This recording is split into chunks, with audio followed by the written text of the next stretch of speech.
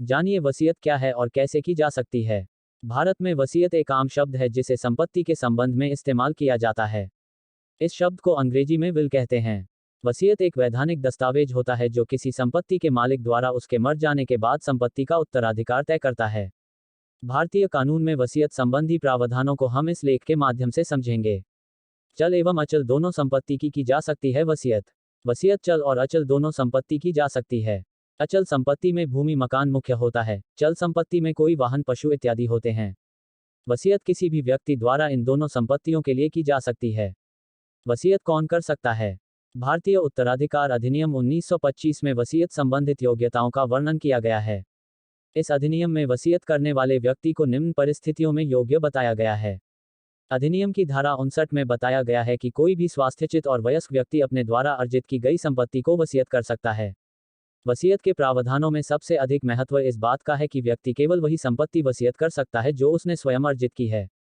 वह अपनी पैतृक संपत्ति को वसीयत नहीं कर सकता है। ऐसी संपत्ति को वसीयत कर सकता है जो संपत्ति यह वसीयत करने वाले व्यक्ति को उत्तराधिकार में मिलने वाली है। यदि कोई व्यक्ति उन्मत्त है, यदि उसे उन्मत्तता के दौरे बार बार आते हैं तो जिस समय वह व्यक्ति स्वस्थचित होगा उस समय वह अपनी संपत्ति को वसीयत कर सकता है। कोई भी स्त्री अपनी स्वयं अर्जित की गई संपत्ति को वसीयत कर सकती है। वसीयत के संदर्भ में स्त्री और पुरुष का कोई भेद नहीं है, केवल महत्व इस बात का है कि संपत्ति स्वयं द्वारा अर्जित होना चाहिए। वसीयत को वसीयतकर्ता किसी भी समय वापस भी ले सकता है। एक बार वसीयत करने के बाद यदि वह चाहे तो वसीयत का रिवोकेशन भी कर सकता है और अपने द्वारा की गई वसीयत को पुनः वापस ले सकता है। कोई भी वसीयत उस समय ही निष्पादित होती है जब उसे करने वाला व्यक्ति मृत्यु को प्राप्त हो जाता है। किसी भी वसीयत को करने वाले व्यक्ति के जीवित रहते उस व्यक्ति की वसीयत निष्पादित नहीं हो सकती। क्या वसीयत का रजिस्ट्रेशन आवश्यक है? भारतीय उत्तराधिकार अधिनियम में वसीयत का रजिस्ट्रेशन या इसको नोटराइज करवाना आवश्यक नहीं बताया गया है। एक कागज का टुकड़ा भी वसीयत हो सकता है।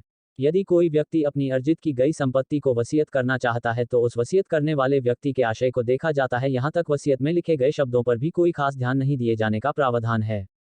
शब्द कैसे भी हो, भाषा कैसी भी हो, मूल विषय वसीयत को लिखने वाले का आशय स्पष्ट होना चाहिए। वसीयत में कोई संशय नहीं रहना चाहिए।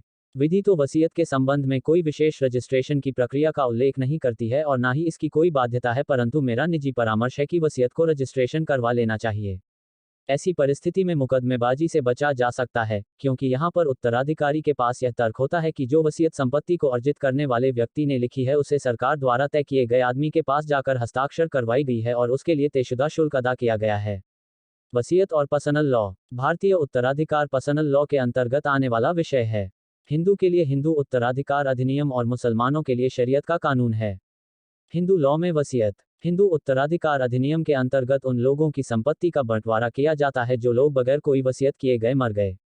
ऐसे व्यक्ति को निर्वसीयती कहा जाता है। कोई भी हिंदू व्यक्ति अपने द्वारा अर्जित की गई संपत्ति को जिसे चाहे उसे वसीयत कर सकता है। केवल वह व्यक्ति अपनी पैतृक संपत्ति को वसीयत नहीं कर सकता है जो संपत्ति उसके द्वारा अर्जित की गई है और उस व्यक्ति के नाम पर रजिस्टर है। वसीयत करने वाला व्यक्ति संपत्ति का स्वामी है तो वसीयत करने वाला व्यक्ति ऐसी ही संपत्तियों को वसीयत कर सकता है। एक कागज के टुकड़े पर लिखी गई वसीयत भी वसीयत मानी जाएगी। केवल 2 गवाहों की आवश्यकता होती है। मुस्लिम लॉ में वसीयत। मुस्लिम लॉ में वसीयत जैसा कोई विशेष प्रावधान तो नहीं है और एक मुसलमान व्यक्ति को अपने द्वारा अर्जित संपत्ति को शरई तौर पर बंटवारा करने का आदेश है। शरीयत में इस विषय पर बल दिया गया है कि एक मुसलमान व्यक्ति अपने द्वारा अर्जित संपत्ति को वसीयत करने के बजाय उस संपत्ति को शरीयत के अनुसार बांटे। उसे अपनी संपत्ति को अपनी इच्छा के अनुसार बांटने का अधिकार नहीं है।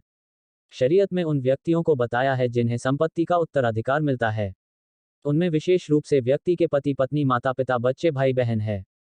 प्रथम हक संतानों का ही रखा गया है, परंतु मुस्लिम लॉ में भी 1/3 संपत्ति को वसीयत किया जा सकता है। शेष संपत्ति को शरीयत के अनुसार ही बांटा जाए। भारतीय उत्तराधिकार अधिनियम 1925 में वसीयत संबंधी प्रावधानों का स्पष्ट उल्लेख किया गया है। हालांकि अधिनियम के अंतर्गत उन्हीं व्यक्तियों की संपत्ति का उत्तराधिकार होता है जिन व्यक्तियों पर पर्सनल लॉ के नियम लागू नहीं होते। विशेष विवाह अधिनियम के अंतर्गत विवाह किए जाने पर संपत्ति का उत्तराधिकार इस अधिनियम के अनुसार होता है। धर्म छोड़ने की आधिकारिक घोषणा पर भी उत्तराधिकार इस अधिनियम के अंतर्गत होता है। छल, कपट, मिथ्या और असम्यक असर इत्यादि से प्राप्त की गई वसीयत को चुनौती दी जा सकती है। मुकदमेबाजी से बचने के लिए वसीयत को रजिस्ट्रेशन करवाया जाता है।